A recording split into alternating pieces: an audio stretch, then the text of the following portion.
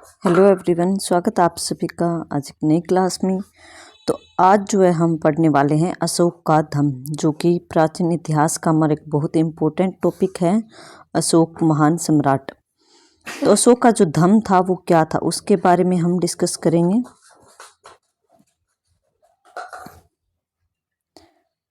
चलिए शुरू करते हैं कि अशोक ने अपनी प्रजा की नैतिक तथा आध्यात्मिक उन्नति के लिए कुछ नैतिक सिद्धांतों का प्रसार किया। उन्हें सामूहिक रूप से अशोक का धम्म अथवा धर्म कहा जाता है। तो कई बार बच्चे कंफ्यूज होते हैं कि धम्म क्या है। तो धम्म क्या है? जो अशोक ने नैतिक सिद्धांत दिए थे ना, वहीं जो है उसको सामूहिक रूप से जो जो नैतिक सिद्धांत दिए थे, अशोक ने कई सिद्धांत दिए थे, उन सभी को जो है इकट्ठा उसका धम्म बोला जाता है। ठीक है। अशोक ने अपनी प्रजा के लौकिक जीवन को ही नहीं अपितु पारलौकिक जीवन को भी सुधारना चाहता था। पारलौकिक मतलब जो मृत्यु के बाद जो जीवन है, स्वर्ग या नरक, उसको भी सुधारने की कोशिश की। तो अशोक ने कुछ इतने अच्छे जो है नैतिक सिद्धांत दिए और प्रजा से कहा कि आप इनका पालन करोगे तो आपको जो है इस जन्म में तो मोक्ष प्राप्त होगा ही होगा, अगले जन्म में भी आपको मुक्ति मिलेगी और आपको स्वर्ग की प्राप्ति होगी। तो उसने मतलब अपने धम्म में, अपने नैतिक सिद्धांत में बहुत ही अच्छी अच्छी बातों को शामिल किया था। और अशोक ने इस उद्देश्य की पूर्ति के लिए उसने धम्म की स्थापना की। धम्म मतलब कुछ नैतिक सिद्धांतों की स्थापना की। डॉक्टर रोमिला थापर जो कि एक इतिहासकार है, उनका कथन है कि धम्म जो है मुख्य रूप से एक नैतिक सिद्धांत था जो समाज के संदर्भ मतलब समाज के बारे में व्यक्ति से जुड़ा हुआ था, व्यक्ति से संबंधित था। तो धम्म क्या था? नैतिक सिद्धांत था जो कि समाज में व्यक्ति से जुड़ा हुआ था। यह संक्षेप में राजा की ओर से, मतलब राजा कौन? अशोक की ओर से लोगों के लिए, लोग मतलब उसकी प्रजा जो राज्य में रहती थी, लोगों के लिए व्यवहारिक एवं सुविधापूर्ण जीवन बिताने के ढंग बताए थे और नैतिकता का पालन करने का आदेश दिया था। तो अशोक ने जो है अपनी प्रजा को व्यवहारिक और सुविधापूर्ण मतलब एक अच्छा खासा जीवन, सुविधा से जो भरा हुआ हो वो जीवन बिताने के ढंग बताए, तौर तरीके बताए और कुछ नैतिक नियम बताए, जैसे कि सत्य बोलना, अहिंसा का पालन करना, चोरी ना करना, झूठ ना बोलना, ये सभी जो है उसके नैतिकता में आते थे। तो ये सिद्धांत में जो हम अब देखेंगे कि अशोक के मुख्य सिद्धांत थे क्या। ये धम्म मतलब उसकी नैतिकता के मुख्य सिद्धांत क्या थे, इनमें उसने किन किन बातों को मुख्य रूप से शामिल किया था। तो इसमें हमारा जो है सबसे पहला पॉइंट आएगा धार्मिक आचरण, कि मनुष्य का आचरण कैसा हो, वो धार्मिक होना चाहिए, क्योंकि अगर वो धर्म से जुड़ा हुआ होगा तो वो पाप की तरफ कम जाएगा, पाप करने से डरेगा। तो जो अशोक के अभिलेख हैं उनसे हमें पता चलता है कि अशोक ने जो है अपने धर्म में किन नैतिक बातों का जिक्र किया था। तो अशोक के अभिलेखों में कहा गया है कि छोटों को बड़ों का आदर करना चाहिए, मतलब अच्छा आचरण बताया है कि छोटे बच्चे हो या फिर कोई भी छोटा हो, वो उसको है जो अपने बड़ों का आदर करना चाहिए। बच्चों को अपने माता पिता की सेवा करनी चाहिए, अपने गुरुजनों का आदर सत्कार करना चाहिए, उन्हें सम्मान देना चाहिए, अपने मित्रों, परिचितों, संबंधियों, ब्राह्मणों, भिक्षुओं आदि के प्रति जो है उचित व्यवहार, अच्छा व्यवहार करना चाहिए और सभी के प्रति सम्मान प्रदर्शित करना चाहिए, कि सभी का सम्मान करना चाहिए, चाहे वो ऊंची जाति का हो चाहे वो नीची जाति का हो, सभी का जो है वो सम्मान करना चाहिए। और जो सेवक और दास है उनके साथ भी अच्छा व्यवहार करना चाहिए एक व्यक्ति को। तो ये उसका पहला था नैतिक नियम कि धार्मिक आचरण के आचरण जो है वो व्यक्ति का अच्छा होना चाहिए। इसीलिए जो उसने अपनी प्रजा को संदेश दिया नैतिक नियम के माध्यम से कि आप जो है अपना आचरण अच्छा रखें। और जो ये बातें आचरण इस पॉइंट में जो हमने पढ़ी है उन सभी का आप उन्होंने प्रजा को पालन करने के लिए बोला था। सेकंड पॉइंट हमारा है उत्तम गुणों पर बल। उत्तम गुण मतलब अच्छे गुणों पर बल देना। अशोक ने मानव जीवन को सुखी एवं सफल बनाने के लिए उत्तम गुणों को ग्रहण करने पर बल दिया।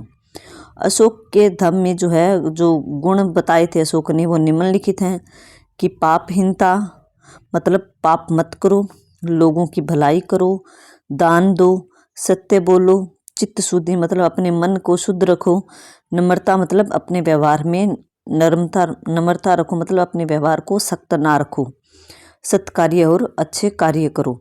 तो उसने जो है उत्तम गुण मतलब ये 5-7 गुण बताए थे, इनका पालन जो है अगर आप करते हो तो ये नैतिक नियम में शामिल होगा और इससे जो है आपका जीवन सुधरेगा और आपको जो है ये इहलौकिक और पारलौकिक दोनों जो है जन्म में सफलता मिलेगी। तो पाप ना करना, लोगों की भलाई करना, दान देना, सत्य बोलना, अपने मन को शुद्ध रखना मतलब मन में नेगेटिविटी ना लाना, गलत विचार ना लाना और अपने व्यवहार को भी नरम रखना और सत्कार्य मतलब अच्छे कार्य करना। और नेक्स्ट जो था उनका धम्म में पॉइंट है हमारा सिद्धांत कि पापों से दूर रहना, कि पाप जो है मनुष्य को नहीं करने चाहिए, उनसे दूरी बनाकर रखनी चाहिए। मनुष्य को पापों से दूर रहकर जो है जीवन व्यतीत करना चाहिए। संसार में क्रोध, अभिमान मतलब घमंड, ईर्ष्या मतलब जलन, अत्याचार, निर्दयता आदि जो है पाप के कारण है, इसलिए मनुष्य का कर्तव्य है कि वह इनसे दूर रहे। तो अशोक जो अपने प्रजा को कहना चाहता था कि क्रोध ना करे, घमंड भी ना करे, किसी दूसरे से जो है वो ईर्ष्या या जलन ना रखें, किसी पर जो है अत्याचार ना करें, चाहे वो किसी भी नीची जाति का हो। और निर्दयता मतलब अपना व्यवहार कठोर ना रखें, अपने मन में जो है दया का भाव रखें, दया ताकि लोगों पर दया कर सकें। तो ये तीसरा पॉइंट हो गया पापों से दूर रहना। फोर्थ पॉइंट हो गया हमारा आत्मनिरीक्षण पर बल देना। आत्म मतलब खुद के निरीक्षण पर, अपने खुद का एनालिसिस करना कि मैं कैसा हूँ, इसके बारे में अपने आप को पता होना चाहिए। कि अशोक ने जो है पापों से बचने तथा अपने द्वारा किए जा रहे पापों को जानने के लिए आत्मनिरीक्षण पर बल दिया कि मैंने क्या क्या पाप किए हैं, ये मनुष्य को खुद को अपने बारे में पता होना चाहिए। अशोक ने अपने प्रथम स्तंभ लेख में उच्च नैतिक जीवन के लिए आत्मनिरीक्षण पर बल दिया है।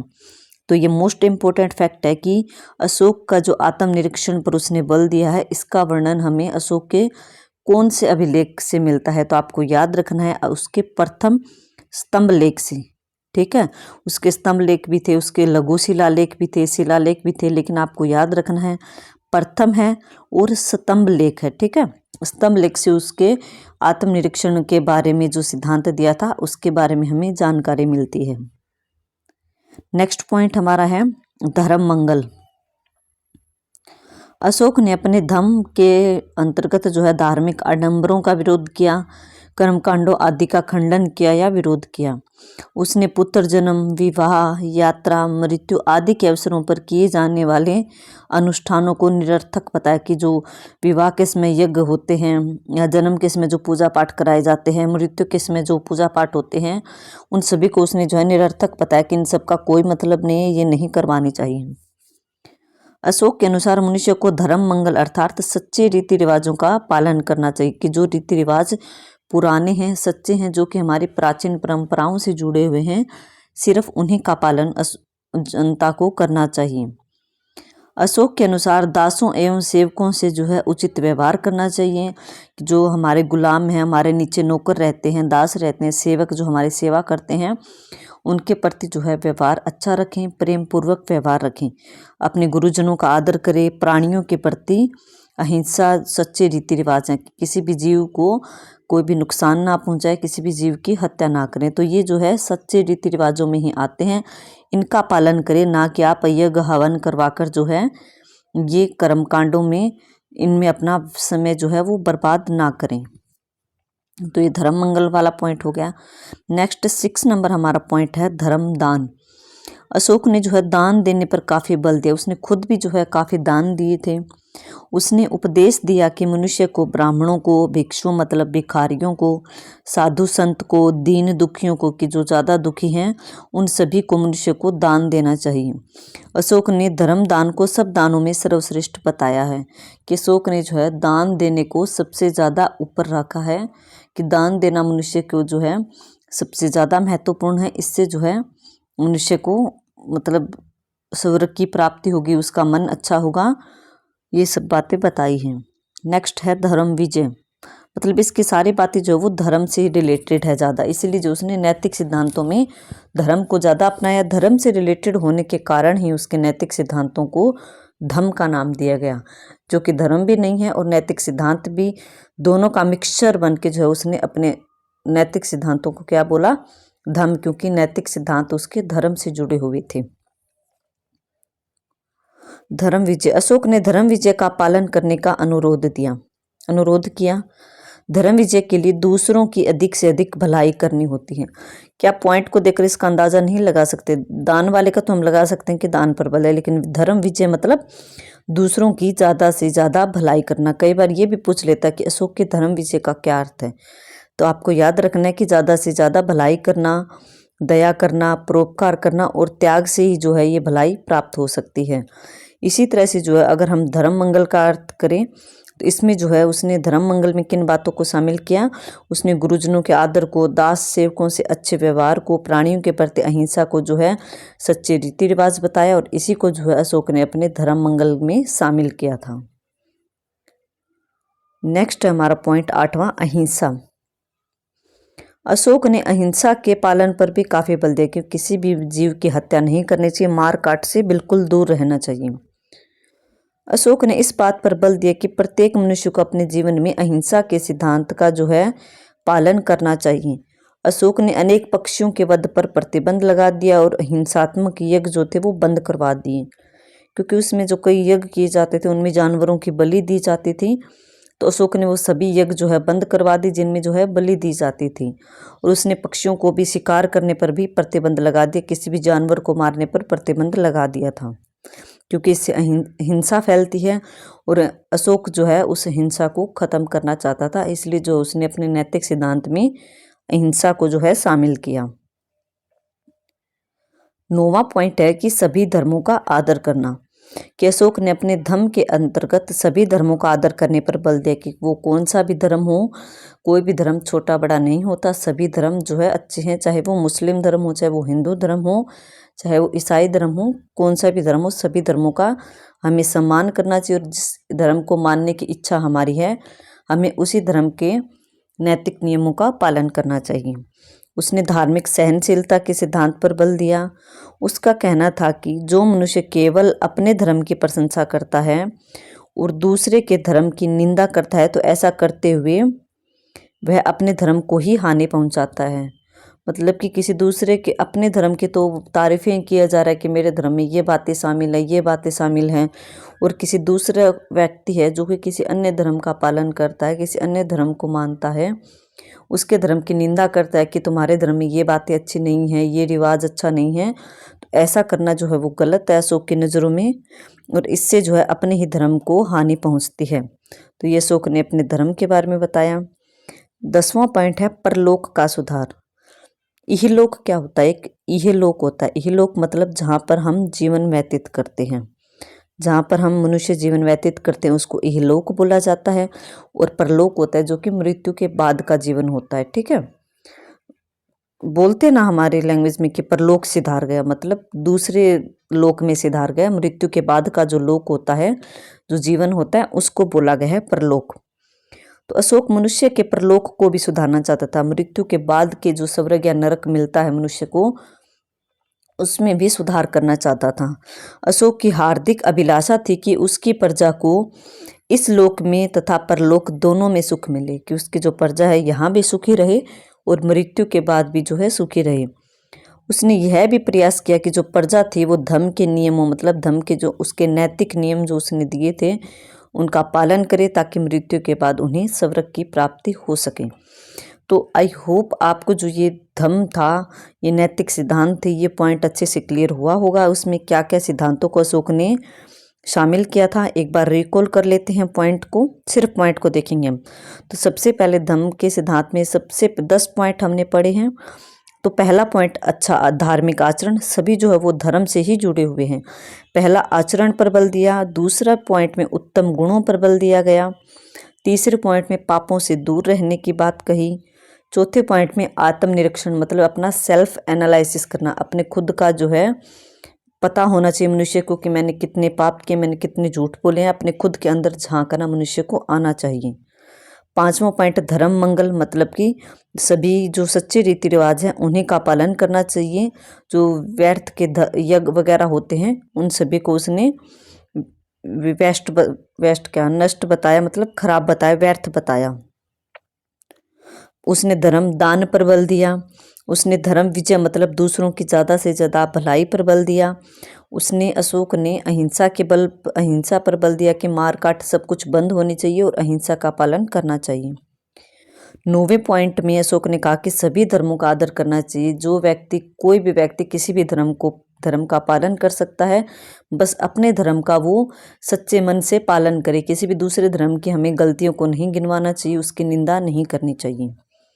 10वें पॉइंट में हमने परलोक के बारे में पढ़ा कि परलोक का जीवन भी मनुष्य का सुखी हो सके, इसलिए जो है उसे अपने इस जीवन में, इहलौकिक जीवन में जो है अच्छे नियमों का, अच्छे नैतिक सिद्धांतों का पालन करना चाहिए, अच्छे कर्म करने चाहिए, पाप से दूर रहना चाहिए, अहिंसा का पालन करना चाहिए, ताकि उसका मृत्यु के बाद जो है जीवन अच्छा हो सके, उसे स्वर्ग की प्राप्ति हो सके। तो ये 10 पॉइंट में जो है हमने अशोक के धम्म के सिद्धांत देखे। अब नेक्स्ट जो हम इसकी विशेषताओं को देखते हैं, 5 पॉइंट जो इसकी विशेषताओं के हैं। तो पहली विशेषता है इसकी कि सार्वभौमिकता। अशोक का जो धम्म है वो समस्त प्राणी मात्र के लिए, मतलब सभी जनता के लिए था। जो भी मनुष्य इस संसार में रहता है वो सभी के लिए था। उसके धम्म में संकीर्णता का भाव था, मतलब संकीर्णता मतलब एक सिकुड़ापन नहीं था, संकुचता नहीं थी, सभी जगह फैलाने का उसका मकसद था। ये नहीं कि मेरे राज्य में सिर्फ फैले ये धर्म। उसका मानना था कि पूरे संसार में जो है इन अच्छे नियमों का ज़्यादा से ज़्यादा प्रचार प्रसार हो सके और ज़्यादा से ज़्यादा जनता या मनुष्य जो रहते हैं संसार में वो इनका पालन करें। यह संपूर्ण विश्व को एक फैमिली, एक परिवार की भांति समझता था। कौन? अशोक। तथा संपूर्ण मानव जाति की भलाई के लिए उसके प्रयास हमेशा रहते थे। उसने लोगों की भलाई के लिए अनेक सड़कों का निर्माण करवाया, कई धर्मशालाएं बनवाई, कुएं बनवाए, तालाब बनवाए। उसने मनुष्यों तथा पशुओं के लिए अस्पताल, चिकित्सालय भी खुलवाए। मतलब उसका धर्म जो था वो सार्वभौमिक था, सभी के लिए था। ये नहीं कि उसने जहाँ वो राज्य करता था, जहाँ का वो राजा था, सिर्फ अपने अपने राज्य में, मतलब अपने राज्य में नहीं, उसने सभी जगह जो अपने धर्म का प्रचार प्रसार करने का प्रयास किया। इसीलिए जो उसने अपने अभिलेख जो थे वो ज़्यादा से ज़्यादा जगह लिखवाए, खुदवाए, ताकि जो भी जनता वहाँ से गुजरे वो इनको पढ़े और अपने जीवन में इन नैतिक नियमों का पालन करें। तो ये सार्वभौमिकता में आ गया। सेकंड उसका विशेषता थी उसके धर्म की अहिंसा।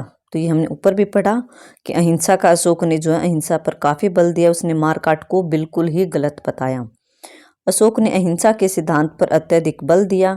उसने शिकार खेलना, मांस खाना आदि बिल्कुल त्याग दिया और अपनी प्रजा को, अपने राज्य में रहने वाली जनता को भी यह संदेश दिया कि शिकार ना खेले, क्योंकि किसी जानवर की मृत्यु होती है तो वो अहिंसा होती है, और मांस खाना क्योंकि किसी जानवर को अगर मारकर हम खाएंगे तो वो भी हिंसा में ही आता है, इसलिए इन दोनों चीज़ों का त्याग करना चाहिए। उसने राजकीय पाठशाला की, उसके राज्य में जो पाठशाला थी, स्कूल थे, वहाँ पर पशु पक्षियों के वध पर बिल्कुल प्रतिबंध लगवा दिया। मतलब कि बच्चों को ये शिक्षा देने लगी कि जो है पशु पक्षियों की बिल्कुल भी मृत्यु नहीं करनी चाहिए, उन्हें मारना नहीं चाहिए, उनका शिकार नहीं करना चाहिए। वर्ष में कई दिन उसने ऐसे निश्चित किए जब किसी भी पशु पक्षी का वध नहीं किया जा सकता था। अशोक ने जो हिंसात्मक यज्ञ थे वो भी बंद करवा दिए। हमने पढ़ा था ना कि कई यज्ञ होते जहाँ पर जानवरों की बलि दी जाती है, तो वो भी बंद करवा दिए। और उसने साल में जो है कई दिन ऐसे रखे जिस दिन जो है बिल्कुल भी शिकार करना बिल्कुल मना था, कि कोई भी मतलब वो जहाँ तक कर सकता था उसने अपने राज्य में किया।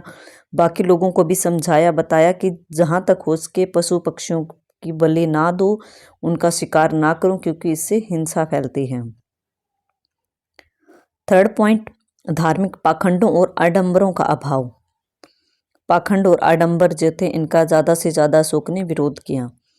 अशोक के धम्म में धार्मिक पाखंड हो गए। धर्म के नाम पर जो है ना ब्राह्मण ठगते हैं, पैसे लेते हैं कि ये करवा देंगे तो आपका ये काम बन जाएगा, इन सभी का विरोध किया।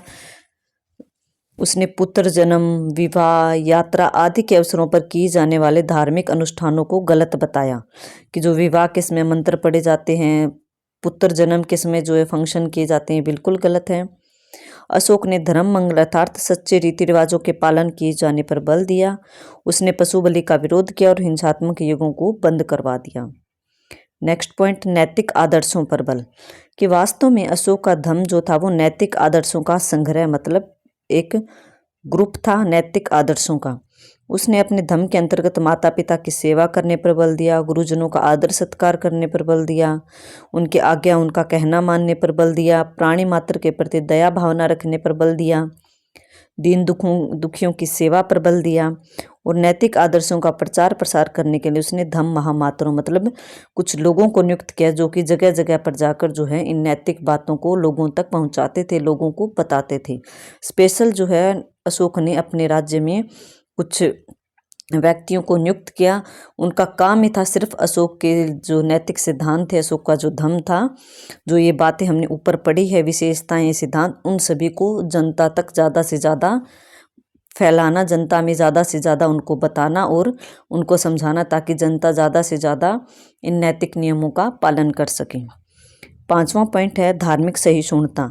कि अशोक के धम्म में धर्मांधता का कोई स्थान नहीं था। उसने धार्मिक सहिष्णुता पर बल दिया। मतलब धार्मिक सहिष्णुता का क्या अर्थ है? सभी धर्मों को एक समान मानना, कोई भी धर्म छोटा बड़ा ना मानना। तो धार्मिक सहिष्णुता पर बल दिया। ये पॉइंट हमने ऊपर भी किया था कि उसने कहा था कि किसी भी धर्म की निंदा नहीं करनी चाहिए, सभी धर्मों का पालन करना चाहिए और अपने धर्म की प्रशंसा नहीं करनी चाहिए। सभी धर्मों को समान दृष्टि से देखना चाहिए और दूसरे के धर्म का इज्जत करनी चाहिए, उसकी निंदा नहीं करनी चाहिए। तो ये धार्मिक सहिष्णुता में आएगा। तो ये हमने देख लिया कि धम्म की विशेषताएं देखी, इसके सिद्धांत देखे। तो आई होप आपको ये टॉपिक अच्छे से क्लियर हुआ होगा कि अशोक का धम्म था क्या। क्योंकि कई बच्चों को जो है ना ये टॉपिक मुश्किल लगता है, डिफ़िकल्ट लगता है कि धम्म क्या था, ये क्या बातें हैं इसमें। लेकिन इस क्लास के करने के बाद जो है आपको ये टॉपिक बिल्कुल अच्छे से क्लियर हो जाएगा कि अशोक का धम्म आखिर था क्या।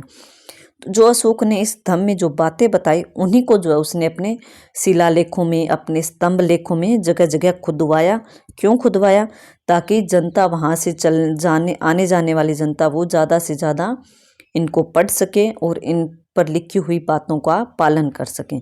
इससे अशोक से जुड़े हुए टॉपिक मैं आपको आगे भी करवाऊंगी ताकि आपके ज़्यादा से ज़्यादा अशोक के बारे में जो कंसेप्ट है वो क्लियर हो सकें। तो आई होप आपको क्लास अच्छी लगी होगी। अगर आपको क्लास अच्छी लगती है तो प्लीज़ ज़्यादा से ज़्यादा क्लास को लाइक करें, शेयर करें और चैनल को सब्सक्राइब करें। शेयर भी करें दूसरों तक ताकि जिनको ये टॉपिक में मुश्किल होती है वो भी इस टॉपिक को आसानी से कर सकें। और आपको अगर कोई भी डाउट रहता है, आपको ये लगता है कि कुछ कमी है क्लास में, कोई गलती हुई है या फिर आपको कोई अपना सजेशन देना है तो आप मुझे कमेंट सेक्शन में कमेंट करके ज़रूर बताएं। Okay, thank you everyone.